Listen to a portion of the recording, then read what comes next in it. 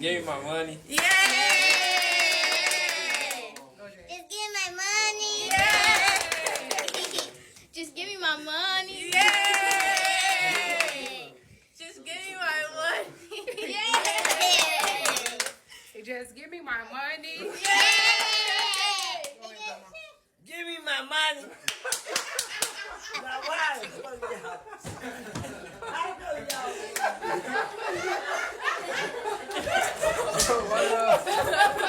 This is 34-year-old Romesha Turner, a mother of two and a well-known stylist who was shot dead while taking her dead brother to the cemetery. At noon of November 2, 2024, at around 12:01 p.m., police responded to reports of a vehicle crash near 147th Street and Seeley Avenue in Dixmoor, Illinois. And what they discovered when they reached the scene was nothing short of devastating. Inside her white Jaguar, Romesha was found unresponsive, suffering from multiple gunshot wounds, struck while escorting her brother to his final resting place. Just hours earlier, she had been at St. Mark's Church in Harvey, comforting family, wiping tears, and helping organize the line of cars for the procession. She was simply trying to give her brother the goodbye he deserved. But she had no idea danger was already following the funeral route. When officers arrived, they found shattered glass, bullet holes, and confusion everywhere, but the shooter was gone. What looked like a sudden attack was part of a much deeper, darker chain of events that had been building for weeks. But before we uncover that, let me take you back to where this all began. The driver of a white Jaguar was killed as she took part in a funeral procession. It had just left a church in Harvey when someone opened fire at 147th and Seeley in Dixmoor. The Jaguar crashed into a nearby home. 34-year-old Romesha Turner was found inside the vehicle, fatally injured. No one is in custody. Nah, this story is heartbreaking. This story got me in a chokehold. This story really got me at a loss of words. Imagine going to a funeral, your brother's funeral, just to leave his funeral and somebody gun you down and unalive you. This is crazy. So it was a girl who went to her brother's funeral, and when she left the funeral, somebody had to be following her or watching her. They unalived her in a white Jaguar. It hit a house. They took her to the hospital, and that's what she was pronounced deceased at, right after leaving her brother's funeral. The fact that this family asked the police to attend the funeral and they didn't hear nothing back, so it was no police at the funeral, it's insane to me. The fact that this could have been prevented, because I'm sure if the people that was watching her seeing that police was there, they probably want to open fire on her, a block away or 2 blocks away or whatever in that area they did, because they knew it was hot. They didn't see no police, so they probably was just feeling like, oh, we can do whatever. This is crazy. Just imagine putting one child to rest just to realize a couple hours later, a couple seconds later, hell, you got to do the same thing with your daughter. This is heartbreaking as hell. This shit be so weird to me. People just be so senseless out here. Have y'all seen this story? Let's talk about this in the comments. My heart go out. This is the life and death of Romesha Turner. Romesha Turner was born around 1990 in the south suburbs of Chicago, growing up in a community that shaped her into the woman her friends and family would one day rely on. Not much has been publicly shared about her early childhood, but the pieces available show a young girl raised inside a close-knit, hard-working family. She grew up surrounded by relatives who valued loyalty, support, and resilience, qualities that would later define her entire life. Growing up, Romesha learned quickly how important it was to stand on her own. Before she became a mother or a businesswoman, she was simply a daughter and a sister, someone who kept her family close and protected the people she loved. Her bond with her siblings, especially her brother Chavevel, or Trap City Vel, was strong from the very beginning. The girls that get it. Their personalities were different, their paths would eventually split, but family always anchored them to one another.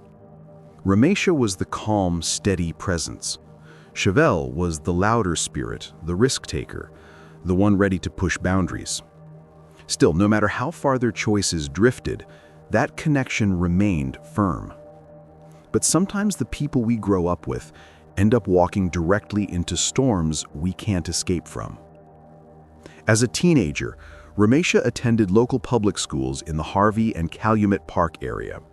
Teachers remembered her for her warm personality, her calm presence, and her talent for making people feel comfortable around her.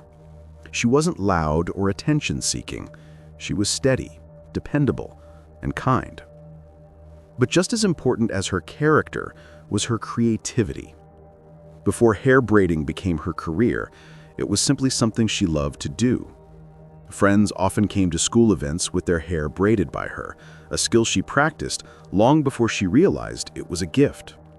And every time one of you bitches say I can't do it, bitch, I'ma do it, and I'ma do it again, and again, and again, and again, till you can't take it no more, bitch!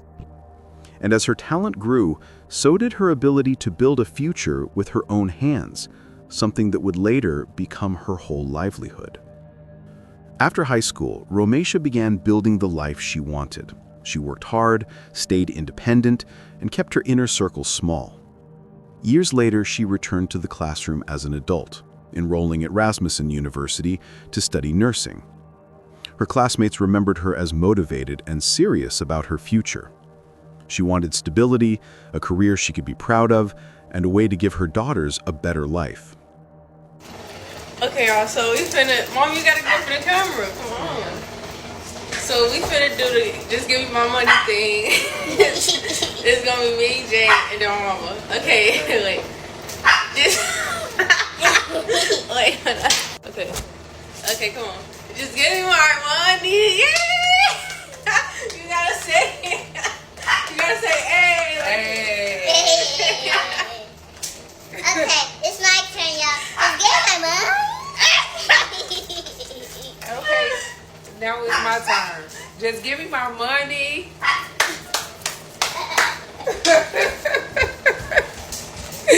Outside of school, Romesha embraced her natural talent and built her reputation as one of the most well-known braid artists in her community. Her clients trusted her deeply. Women and children came to her for protective styles, braids, and sleek looks. Her workspace was always warm, always welcoming, always safe. She designed a brand that reflected her identity, simple, stylish, and full of heart. Before becoming a mother, Romesha's world revolved around her family and her future. But everything changed when she had her daughters. Her girls, Jayla and Jade, became the center of her life. Anyone who knew Romesha knew that she loved her children more than anything. She showed up for them in every way she possibly could, emotionally, financially, and physically. You gonna pay the bill? No, you can't do it. No, I ain't. Yes, you I will. don't have no money. What? I don't have no money. You better use that cash out card. Where's the cash out card? Her life was simple, steady, and full of purpose, but her brother's life was the opposite. Chavevel, Trap City Vel Carter, lived in a world completely different from his sisters. At 32, he was part of the Chicago drill rap scene, a space where music, loyalty, and street tension often existed side by side. And within that environment, he was building a name for himself, gaining recognition for the work he put into his craft. But the life he lived came with complications. People in the community alleged that Chavevel was tied to long-standing neighborhood disputes and rivalries, claims that were never confirmed by police, but circulated widely among those who knew the streets he moved through. Some even linked him to an ongoing tension involving a rival known as Bloodhound Lil Jeff. That tension escalated when Lil Jeff was killed during an attempted chase on someone he was pursuing. The moment he turned on the wrong person, the situation reversed, and he ended up being shot instead. And while Chavevel wasn't directly involved in that incident, what happened afterward added fuel to rumors already spreading. Because shortly after Lil Jeff's death, Chavevel's father posted a message online that many believed crossed a line. It mocked the circumstances of Jeff's death and hinted that the ongoing conflict wouldn't end soon. The reaction was immediate. People criticized the post, saying it was reckless, especially given the climate Chavevel was already in. The tension grew further when a video circulated showing Chavevel referencing killing school, a clip that people interpreted however they wanted, some as a joke, others as a warning. Regardless of its intent, it didn't help calm the situation around him. Whether any of these details were accurate or exaggerated didn't matter. What mattered was that Chavevel lived in a space where retaliation didn't wait for verification. Conflicts moved quickly, and the consequences often landed before the truth did. And that danger finally caught up to him. On October 19, 2024, Chavevel was doing his day-to-day routine in Chicago's Bronzeville, Oakland neighborhood when two men in a fleeting white vehicle made the chaos that would be the start of a devastating tragedy in the life of Romesha's family. Without any warning, they shot Chavevel multiple times in a brutal rage, making sure that Chavevel wouldn't survive the shooting. By the time the police arrived at the crime scene, it was already too late. He was already dead. And to add to the devastation that his family felt, the brutal killing would come with no justice. In the days that followed, no one came to the police to give any information on who could have done this and why, and no one was ever arrested for Chavevel's killing. Regardless of the silence when it came to the justice, Chavevel's family knew that it was something related to a gang dispute. They may not have the evidence for it, but the manner and the timing of the killing were just consistent with what a gang-related killing would look like. And just like that, the Turner family was forced into a reality they weren't prepared for. For Romesha, the loss was immediate. She didn't care about the rumors surrounding his lifestyle or the things people said online. He was her brother. They grew up together. She understood him in a way strangers never would, and now he was gone, in the most violent way possible. You been at something like that? Tell him your story. What's still gotta be explained, guys. Hey, look. Folks already been told y'all we feel happy, you feel. No, folks stole the chain. Stole folks' He chain. try to act like you feel. I wasn't gay. It was like, we get that a lot in the city. Like a lot of people claim that like they was off P's and Q's and like walked out. Nah, never took off. They like family, gang. He let him wear the chain. That's like if he let me wear the chain, gang, on phone him. He let me sit there. I got that for a couple days, gang, on phone him, and I just end up, I'm outside coming back around y'all. Then all of a sudden, I come back and say the chain is stolen. That's like a give you your pipe. He said he got it in a high speed. Cousin, if you is in the way and you don't got no gun on you and you not on point out here, stay from around me, gang. I don't need nobody dying and saying they died because of me. Don't get in no videos, none of that shit. If you feel like I'm an endangerment, do not get around me, gang. While the investigation stalled, the family moved through the days in shock, trying to process what had happened. They had to plan a funeral, while still trying to understand how a regular evening could turn into something so devastating. But even as they pushed through their grief, there was something else hanging in the air. Because in cases like this, the danger doesn't always end with the first victim. Sometimes it stays close, and it is only a matter of time before it comes haunting people again. But before that danger came again, Romesha focused on helping her family, especially her mother, while making sure her daughters understood what happened. She handled funeral arrangements, made calls, organized details, and tried to keep everything together. It was the only thing she could control. But the unanswered questions surrounding Chavevel's murder didn't go away. There were no suspects, no motives, no explanations. And the silence surrounding his death created a tension that no one knew how to interpret. What the family didn't realize was that this wasn't the end. This was the beginning. Because while they were preparing to bury Chavevel, something else was already unfolding in the background, and it was moving closer to them than anyone understood.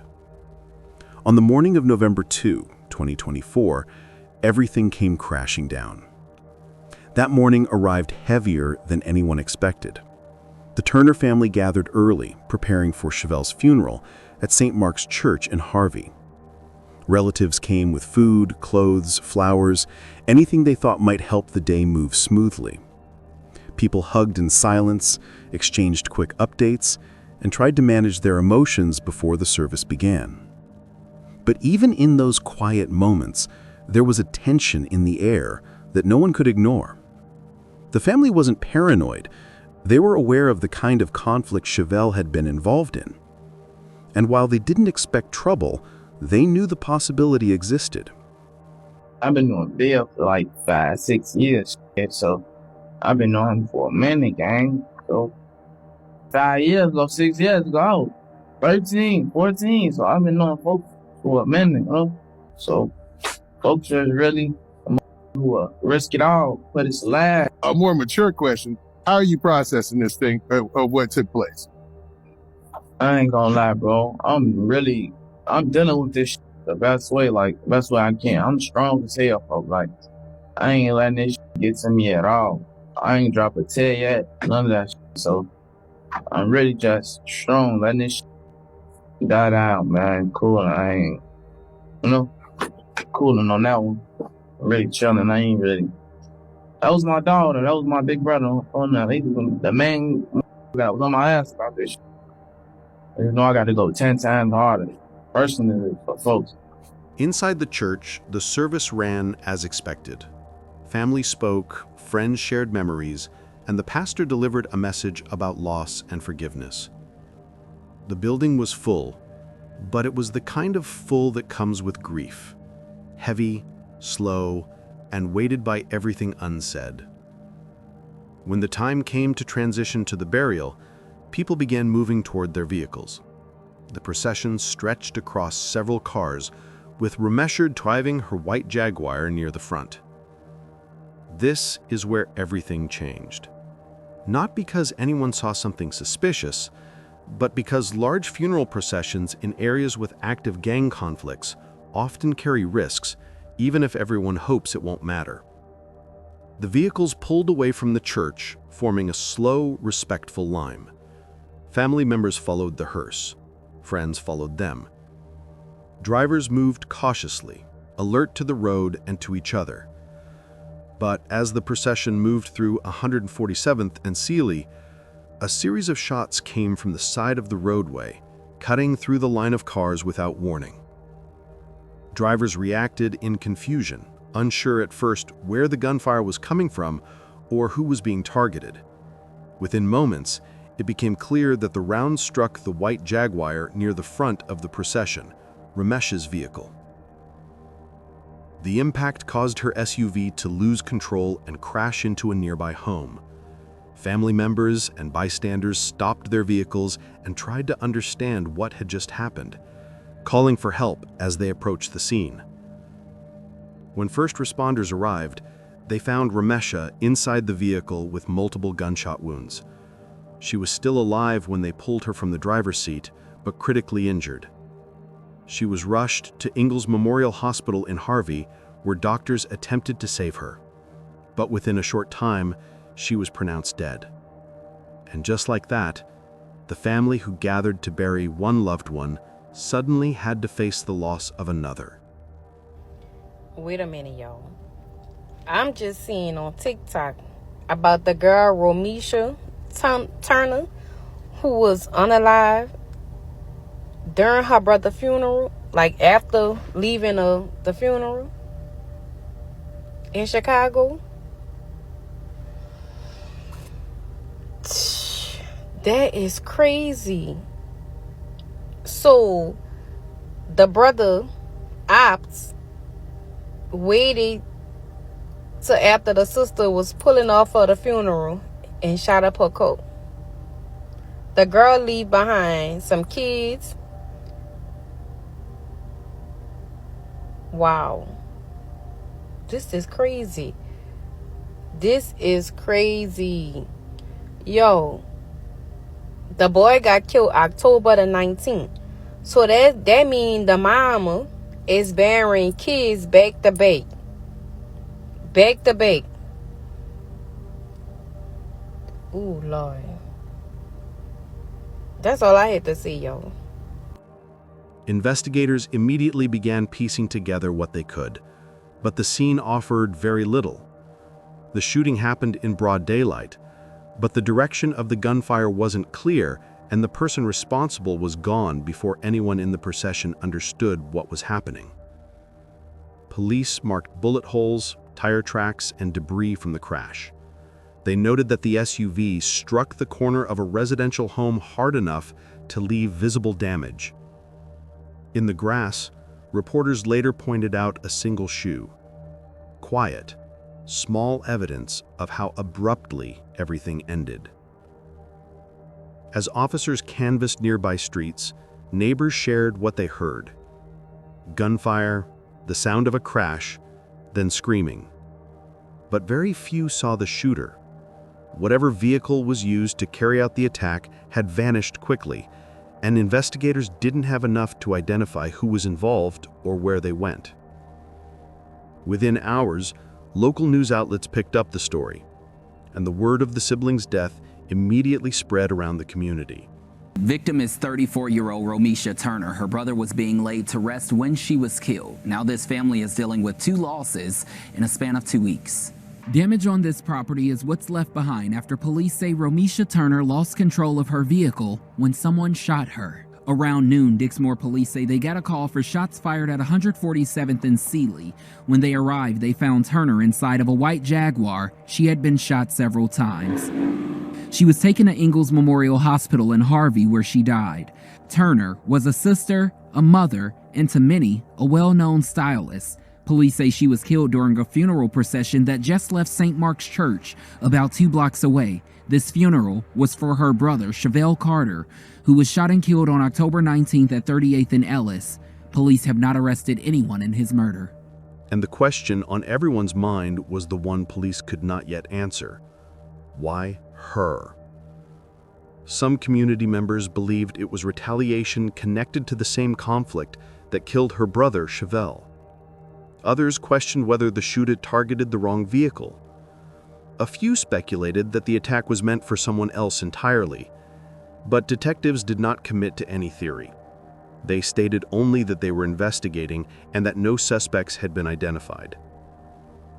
This lack of clarity left the Turner family in a painful limbo. They had buried Chavevel under unresolved circumstances. Now they faced the same uncertainty with Romesha. Hey guys, so we're going to be opening a gift. Well, kind of like a gift. And it's for home. And yeah, so let's get there. Bye. Okay.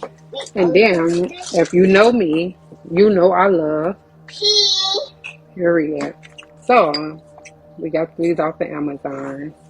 It's for the seasonings. I just put ink pen and marker.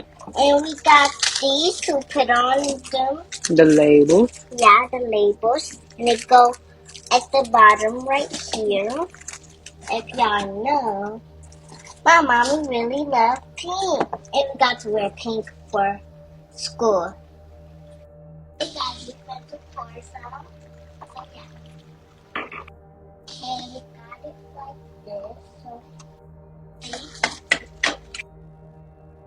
Family members who were part of the procession later shared how quickly the situation unfolded. One moment, the line of cars was moving as expected. The next, the Jaguar swerved, left the roadway, and crashed into a home. It happened so suddenly that most people didn't realize it was gunfire until someone shouted for help. Police later noted that the shooting occurred around 12:01 p.m., broad daylight, on a residential street. But daylight didn't give them leads, and the tension surrounding Chavevel's earlier death made it even harder for people to step forward if they knew anything.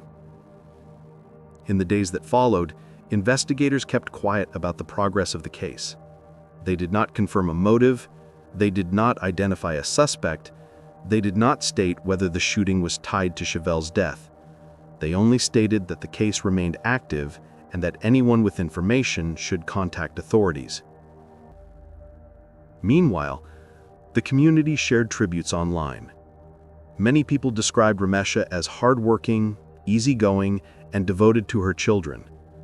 They remembered the braids she did, the kindness she showed, and the life she built for herself. The contrast between the life she lived and the violence that took her was something people struggled to understand. Her family now had to plan a second funeral, something no one imagined they would face. Less than 14 days before, they stood outside a crime scene after Chavevel was killed. Now they were doing the same for Romesha. It's really not that bad. It just needs a little shaping. To the salon! I love it. TikTok made me do it.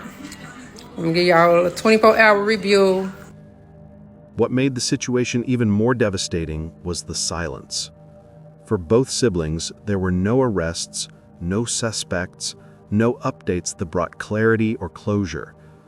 The family was left with 2 open wounds and no answers. Investigators continued reviewing footage from the area, looking for any vehicle that could have matched witness descriptions. They examined security cameras from local businesses and homes. They revisited the possibility that the shooter had been waiting along the procession route, but no findings were released publicly.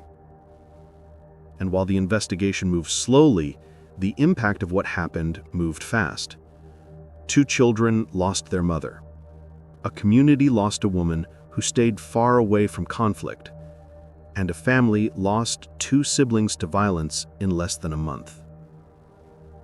Police still encourage anyone with information to come forward, but for now, the case remains unresolved, and the questions surrounding Romesha's murder remain unanswered. Romesha's story highlights how innocent lives can be caught in conflicts they never took part in. It's a sobering reminder of the need for safer communities, accountability, and protection for families who are simply trying to move forward. Even now, her legacy continues through her daughters and the people determined to keep her memory alive. Hey y'all, this me trying to try this ponytail on my sister. It was supposed to be a, what they call it, a fishtail? Ponytail. But I couldn't get the gist of it, so I made the little butterfly effect. And it came out cute. So, maybe next time. Come on, I gotta practice on the little fishtail braid. Coming to a skirt near you.